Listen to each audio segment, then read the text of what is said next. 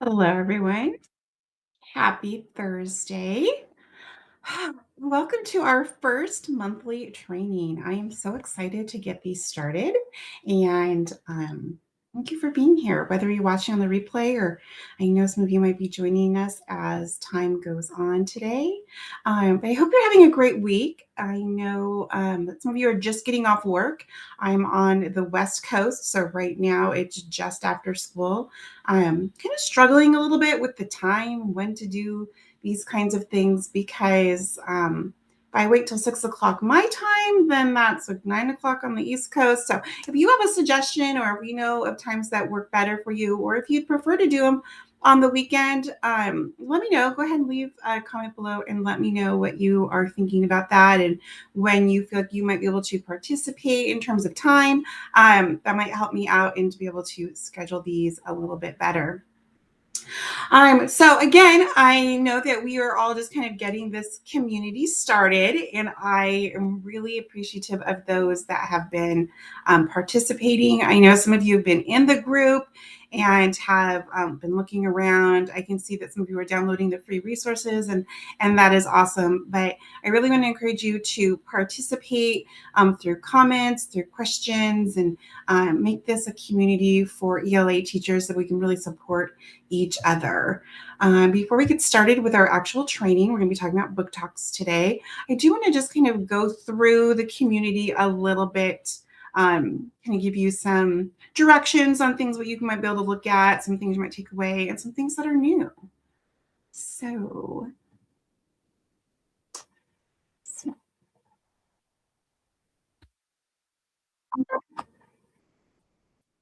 all right, does look like I got it to share. I'm still figuring out all the buttons and all the things to push. So this is our community. So when you first log in, of course, this is what you will see. And I just want to draw your attention over here. And I have a screen over here. If you see me glancing over there, I'm going to try to look at what's over here. But over here is our channels. They call them channels. So I'll just stick with that for consistency. But a couple of things. If you're looking for some free resources regarding reading in your classroom, really check out these teacher resources right here. There's nothing to sign up for, there's nothing to pay for. These are absolutely free for you. There's some reading support posters. Supports to motivate readers through some reading challenges. And then if you are ready to start planning some book clubs, there's a guide there for you as well. So I'm excited for those of you that have downloaded those. They are great resources. I have all things that I've used in my own classroom and have shared for a couple of years. Don't forget on Mondays, we have our book shares. Oops, I need to go over here. Sorry, clicking on the wrong thing. Book shares are over here. We've done one for January and we've done one for February already. Those I have changed the dates on those, and those are now the first Wednesday of every month because we're going to do weekly check-ins on Monday. So I didn't want to overlap those. And then as we're going through things like today, our monthly trainings will be hosted here. That's where this call is hosted. But then I want to draw your attention over here to our learning tab. Our learning tab is going to be where there are free resources for you. Again, right now I have connected, uploaded all of my podcasts from 2025 and 2026 are hosted here. You can get those wherever you get podcasts, or you can come right here to the community and click on those. And speaking of podcasts, I'm going to go back over here to the channel. I did it again. I got to go to that screen. Sorry. I'm trying to upload a couple of comments, at least one a week, where they are the podcasts, but they're grouped by categories. So I started down here with a vocabulary support. So all of these are related to teaching and supporting vocabulary.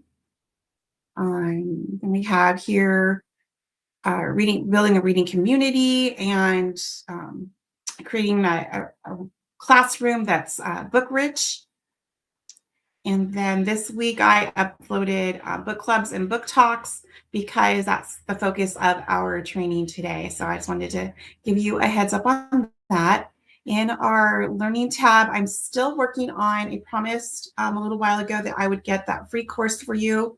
That is still coming. It's going to be talking about some of the pitfalls that we as teachers run into as we are teaching reading and how we can overcome those.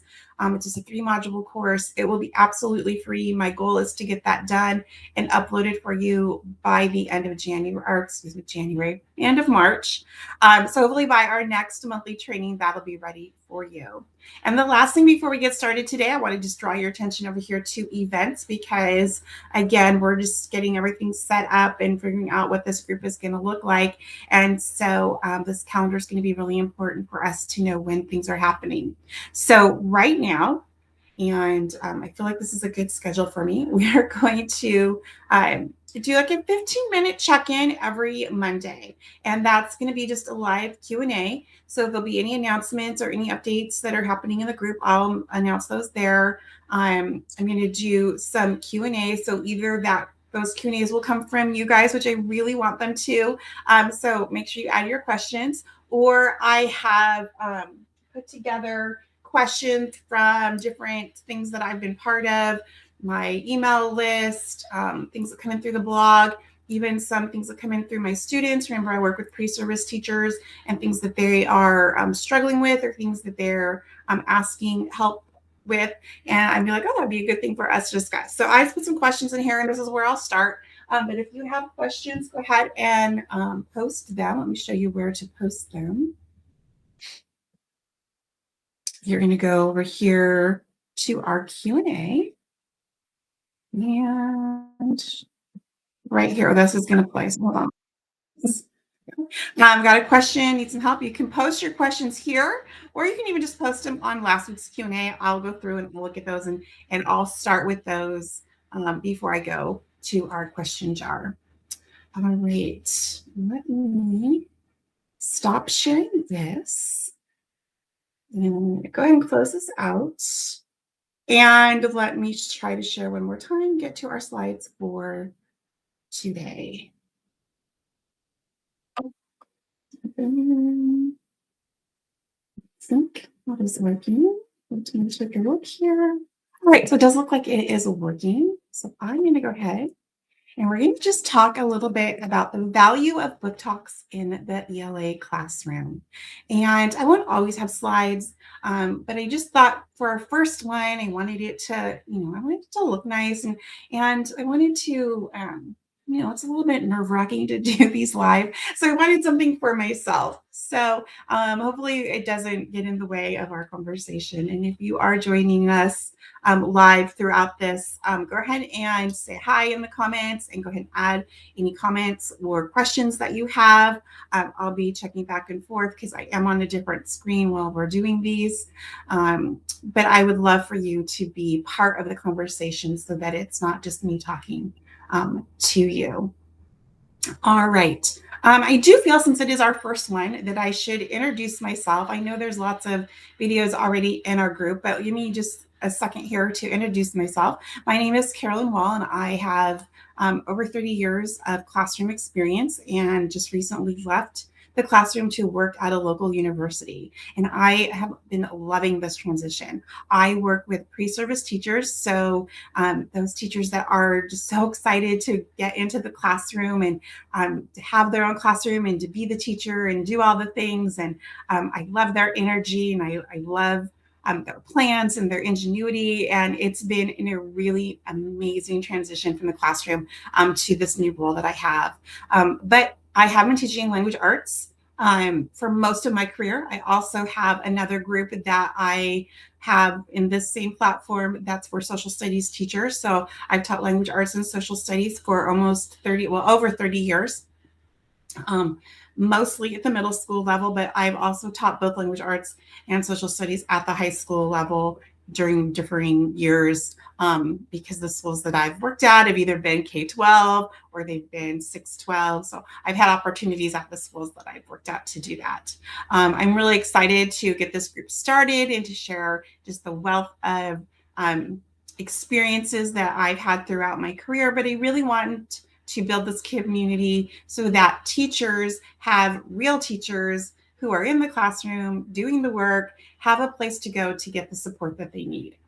All right, so today we're going to talk about the value of book talks in the ELA classroom. And I have about 11 slides here. I don't know if we'll do all of them, but I have 11 slides here. We're going to maybe go about another 20 minutes maybe. So this total training today is about a half an hour. And of course, as people come in and as we get used to doing these trainings every month, they might go longer. We might get up to an hour, but the purpose of them is just to share information, to provide some support for you, and provide an opportunity for you to ask questions if you have any questions. All right. So, value book talks in the ELA classroom. So, what are the challenges of a book talk? And so, this presentation is one that I've given before, and it came out of my own experiences. The district that I worked in since 2014, they moved from a more teacher autonomy to a more canned scripted curriculum in the last few years. And it was something that I personally struggled with because I didn't feel that this curriculum that we were doing across the entire district was really meeting the needs of my students. And I worked in a high needs district, the second largest in my state. And so there were lots of schools, lots of teachers, lots of different needs across the district. I know we all have those in our school, but this was huge, and they were trying to get us all to be doing the exact same thing on the exact same day at the same time. So everybody in 8th grade ELA was doing this story. Everybody in 7th grade ELA was writing this paper. So that no matter where the students went from school to school, because we did have a transient population, they would get the same information. While I understood the intent behind it, I felt that the execution of it really limited what I could do for my students. So that's where this kind of presentation came from. So the challenges is I know across the district, there are many, many, many districts that are moving to more of a canned curriculum. I'm not going to mention the curriculums because I don't want to get sued, but I see them all over Facebook groups, all over different communities that I'm part of, where people are asking for opinions on which one to use, or their districts moving towards this. And so I'll just come out and say it. I'm just not a fan. The challenge with doing book talks in our class, or the challenge is just with teaching ELA right now, is that we have such tight pacing, guys, that we feel like we can't squeeze in one fun activity, or can't squeeze in one thing that we as teachers, as the professionals in the classroom, that we can't fit in something that we know these students need. Our autonomy is shrinking. I felt in the district that I was working in that that word autonomy just didn't exist. You were expected to follow this very set curriculum, and that was it. And that there's very, very little room for student choice. Although I am a firm believer that in whatever you're required to do, there's always opportunities for student choice.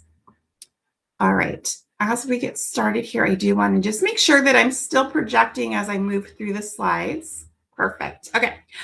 So what the problem is with all of these canned and scripted curriculum is that students need to see reading as a real, or they need to see reading as real. They need to see it as something that's personal, and they need to see it as something that's worth doing. If the only reading that our students are exposed to are out of a big, thick textbook, and it's only an excerpt here and there, or an outdated informational article, it's really no wonder that we're not getting any momentum with students wanting to read, because they don't see the value in it. They don't see that it's worth doing. Outdated curriculums, one of the, and you might know this if this is your curriculum, but there was one article in the curriculum that I was required to use that told my 8th graders in 2025 to use their Twitter account, but to go and look, I can't remember the exact thing, was through our technology unit. But talking about things on on Twitter. And that's just something that my 8th graders in 2005 was never, they laughed at it. We had to change it, and we had some fun with that. But that There's no value in that for students. It's not personal to them. And it's something that just doesn't feel important to them. And so that's really the problem that we are facing. All right. A book talk. All right. Students don't know what they don't know. And that's so important for us to remember. Like we think because we're living it and we're in it that, oh, reading is important. Of course, reading is important. They've been going to the library for years. They've been reading for years.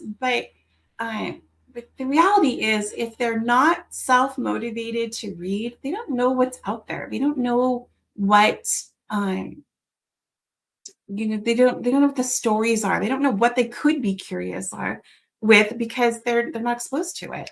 So the impact of book talks is that it makes reading visible and it makes it valued. I am the teacher. I am talking about books. As I'm talking about books, students in your class that like reading start talking about books as well. And I might have a conversation with a student over here about a book or a series, and other people are listening, even if it doesn't feel like they are.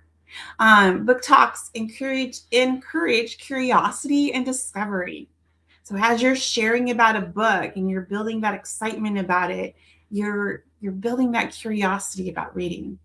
They spark conversations. I know when I share about my favorite series, it typically will spark a lot of conversation because the series that I love is the Lunar Chronicles by Marissa Myers, and that is a fairy tale retelling. And all of my students have a fairy tale that they know from childhood, even if it's not their favorite, they know what they are, and so it kind of sparks conversations about books, and we go from there.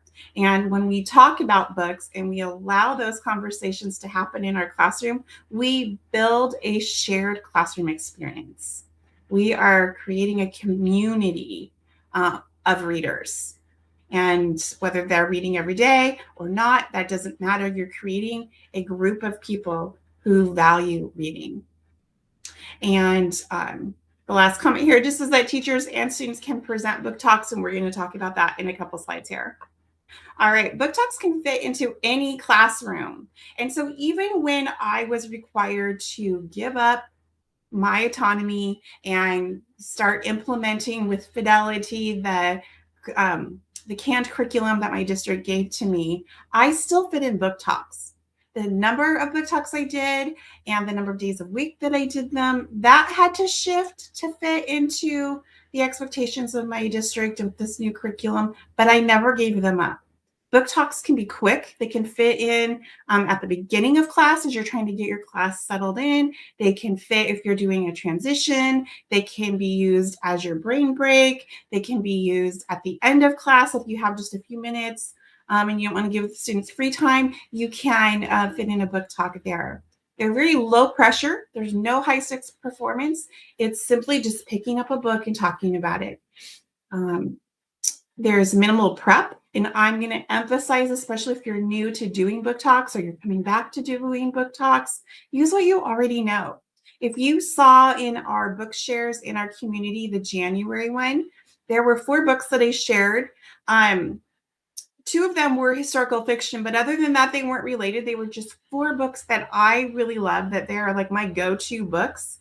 And those are the ones that I start with. So I encourage you to start with books that you already know, books that you think your grade level would like. So, um, yeah, just gonna move on there. So you're just talking about books that you love. Start with what you know. And there's no technology needed. There are things you can do with technology, but in reality, you could just walk over to your classroom library, pick up a book, and start talking about it. That's exactly what a book talk is. All right. So what are some roadblocks? What are some things why do teachers say I can't do it? And the biggest one I see here and I have felt myself is like I haven't read every book. That is impossible to do. You can't know every single book. But there are ways to find out what's in the book, and that's what you can share. So if you go to our February book share in our community. I had only read 2 of those books, and I read them very recently. So you didn't have like a ton of information about them, but I did share what they were about. I took the time to write down a few notes about them, and then that's how I shared the book. And I was honest in that book share as well that I didn't know these books super well, but I still shared the stories. I still shared what was happening. And there are books that I won't read. I do not like scary books. I don't like the horror genre, but I can still share those because I can find those books in the library. I can look up what they're about and I can share that information with the students. And I can still do it with excitement because I want students to read. I can still build that curiosity about what this book might be about and who might enjoy that book. All right, another roadblock is what if I just ramble or freeze up? Do it anyway, is what I'm going to say. If you freeze up, the best thing to do is just open the book. I'm just going to grab this book here, just open it up, pick a page, and read a paragraph or two to the students. They'll get to see what the story feels like. They'll get a little taste of it. If you ramble too long, because I can definitely ramble too long, you might want to touch base with a student and say, watch for, when it comes to 158, tell me, or something like that. You can get students to help you out with that. But that's okay. If you're rambling because you're so excited about the book, that's going to come across to the students. So don't worry about that. And then this one here, what if students don't care? And this is something where I feel like we as a teacher community need to have some real conversations about, because I feel like when we say students don't care, what we're really saying is those students that don't do any work and those students that come that are behavior problems are the ones that don't care. But we forget about those students, those that are kind of in the middle, those students who maybe they don't really care, but they're going to participate if the teacher asks them to participate, and the students who already love reading. We don't want to leave those students out. And so it's still important to do it, even if we feel like our students don't care, because sometimes they are listening. And again, they don't know what they don't know. Maybe I am sharing a nonfiction book about different kinds of cars. Now, that's not something that interests me, but that might interest one of those students that don't care. Or maybe I share a graphic novel. I can't think of one off the top of my head, sorry, but I share a graphic novel, and a student sees that and thinks, oh, I might be able to pick up that book. I might be able to read that book. I might be able to get through that book. And they've given them a little bit of opportunity for success. All right. So the next one is I don't have time to plan something extra. Totally get that. And that's why I say start with what you know. There are books I'm sure that you could go to the library, you could pick up, and you could just start talking about that book. And I encourage you to do that.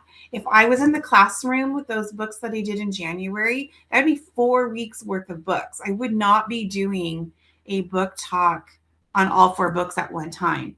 And a few years ago, that would be like a full week of books. But as the end of my time in the classroom came and the more I was required to do the canned curriculum, book talks became a once a week opportunity. So don't feel like you have to plan something extra. You could easily get to school in the morning, pick up a book, go to Amazon and read about it, go to Goodreads and read about it, read the inside cover or back cover copy, whatever your book has, and you could share about the book.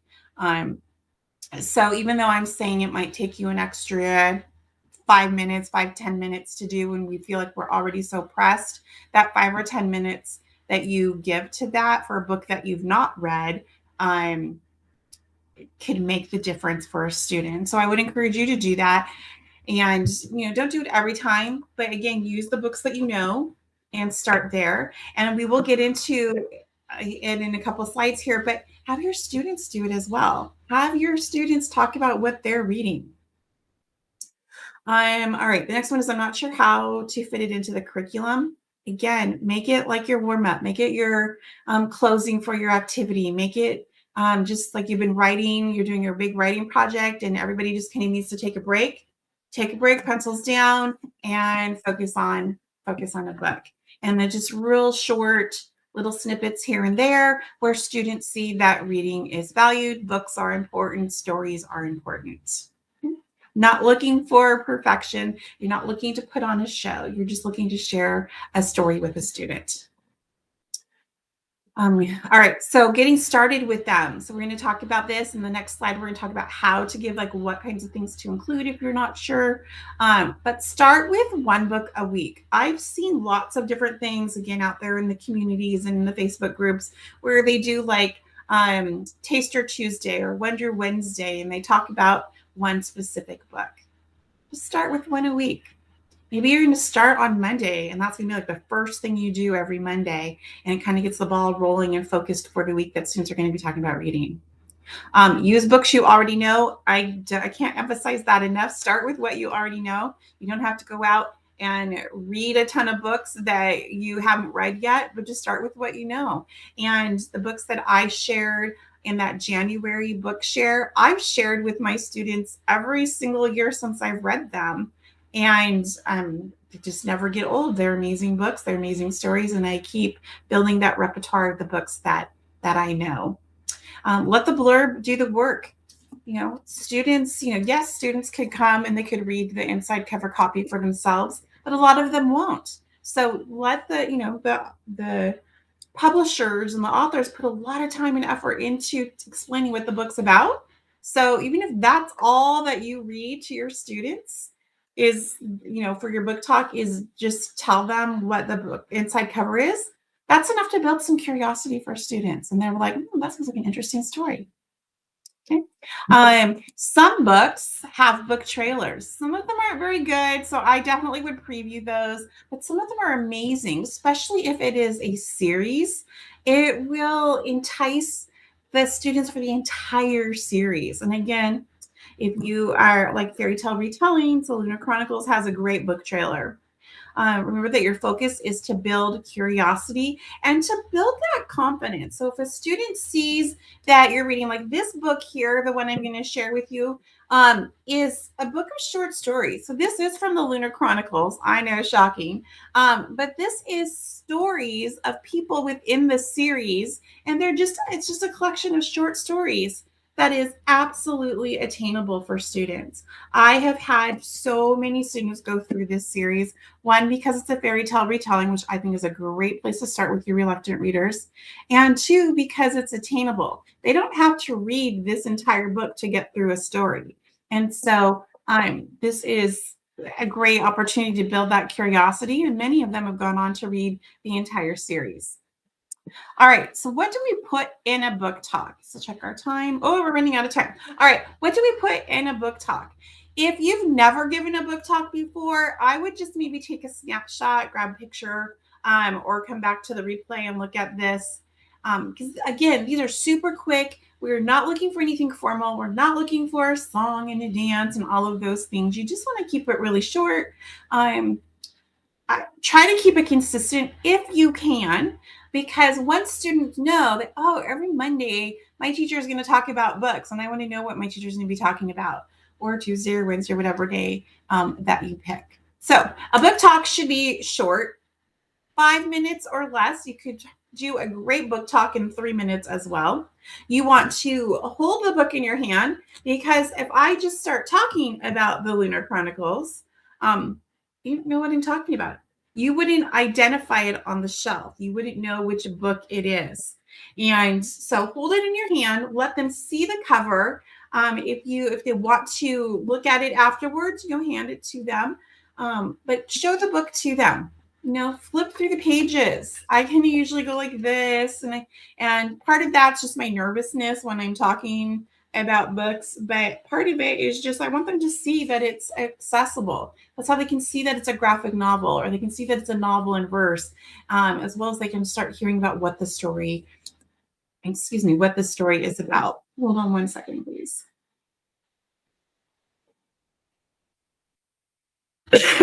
Sorry about that. All right, tell them the title and the author, because the more that they hear it, see it, then they're going to maybe grab it while you're in the library. Share one thing about it.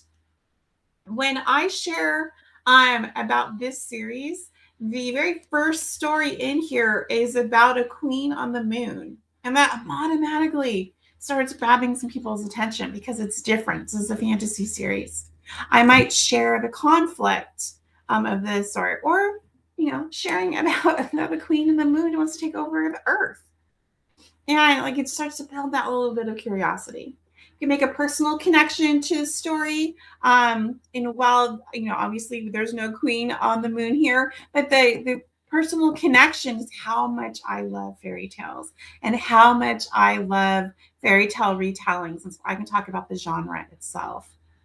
You want to end with some kind of teaser, so reading a little bit about it, but then not giving away the ending, or start talking about if you read this book, you might enjoy this type of book, that kind of thing. But that's it. You're just talking about the book. And I always, oh, I'm not going to say always, I almost always will say at the end of the book talk, is there anybody who wants to take a look at it, and then give them a few minutes to look at it? Sometimes they do, sometimes they don't. And sometimes there is a fight at the end of the day because I have people in all of my different class periods that want to read this book. And so that is a great problem to have, and one that's super fun. All right. Let me just talk for a few minutes here about sharing the spotlight, because you do not have to do all the book talks yourself. You could not possibly get through all of the books. And again, you might not enjoy all of the types of books that are out there, just like I don't enjoy any kind of horror, any kind of I don't like violence and that kind of stuff. So I employ my or employ I get my students to share. We do units and stuff on this, but just when I'm doing regular book talks throughout the year, I will ask students to do it, because if they're excited about, let me see, I don't know. I can't think of one. I should have come up with an example. But if they have a great Halloween story that's just full of lots of scary things, I'm not going to enjoy that. I will be happy to display the books. I will be happy to say there's this, and I'll be happy to go through what I can. But I'm not going to read the books, and I'm not going to be excited about them. But somebody who is excited about them can. They can tell them about what's the most exciting part about this book. But student book talks create purpose, so they see that they're not just, students aren't just reading because students are required to read, that some people really enjoy reading. There's accountability in that, making sure that people know that I'm not just telling you to read, but people are actually doing it. I'm doing it. And then there's ownership, because it's a community. You can't be a community when there's only one person um, instructing, or one person talking. The ownership should be on everybody. And that's what a shared book talk can do. How to support students, obviously model several examples of what you're looking for. Use some templates, don't make it a hard thing for your students to share a book. Don't make it an assignment. I hate it when we turn these fun reading things into this like required thing that you get a grade on. There's a time and a place for that. But if you just want us to share about a book, give them a template so that they know what information to include, and they can do some thinking about it ahead of time. But don't grade it for, speaking, don't grade it for how well they know the book, but just give them the opportunity to share something that they loved. Start with volunteers. Some of your kids that love reading are going to love this activity. Some of them won't because they don't like to speak in public, but start with volunteers. That's always the best way to do it. And then offer options like video or even podcasting now the kids can do, where they can do a video at home and that you could share with the class, or they could do a little podcast segment and then you could share that with the class so that they're not standing in front of them. There's so many options out there. And then this is our last slide. Just remember that you set the tone. When you are constantly looking at, talking about, touching books, sharing stories with kids, that's going to be what creates, pardon me, creates that community in your classroom that's set around book, your community of readers. So always remember that you set the tone. And even when you have to do those canned curriculums that you don't want to do, you can still fit in a 5-minute book talk one time a week. And so I really would encourage you to do that. When students start hearing about books and they start to see reading differently, when they're hearing that this is not a book that you are required to read, they're hearing this is a story about Queen Lavanna who is on the moon and she wants to take over Earth. It starts to just change their mindset about what this actually is, that this right by itself isn't an assignment. Remember that book talks are super casual. You do not have to be polished, and it's going to help you to create a reading culture in your own classroom.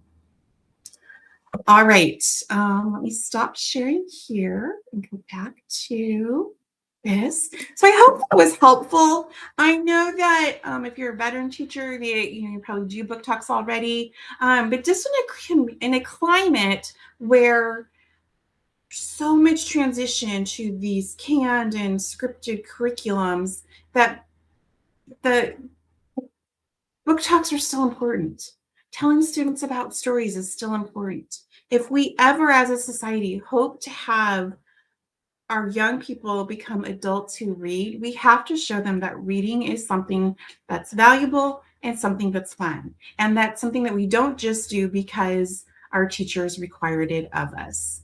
I will put some resources in the comments of this video, which I think will be below us. I have a podcast that I did, a podcast interview that I did with a friend who uses book talks in her class all the time. She talks about a reading buzz in that podcast, so that's a fun one. I also have a blog post that I'll link here for you. That's kind of a blog post, or excuse me, Book Talk 101 if you've never done them before, if you just want a refresher or just want to see a different take on it. I do have some templates that I will put as a resource for you as well, if you're interested in doing book talk, having your students do book talks for you. All right, you guys, so we did it. That was our very first monthly training. Our next monthly training will be the third Thursday in March, which I know some of you will be on spring break, but again, it will be recorded just like this one was. And I hope you have a great week.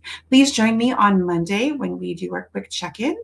And I'll be answering any questions about book talks, or actually really anything. Remember that you can ask questions about something that you're going through in your own classroom that you want advice on.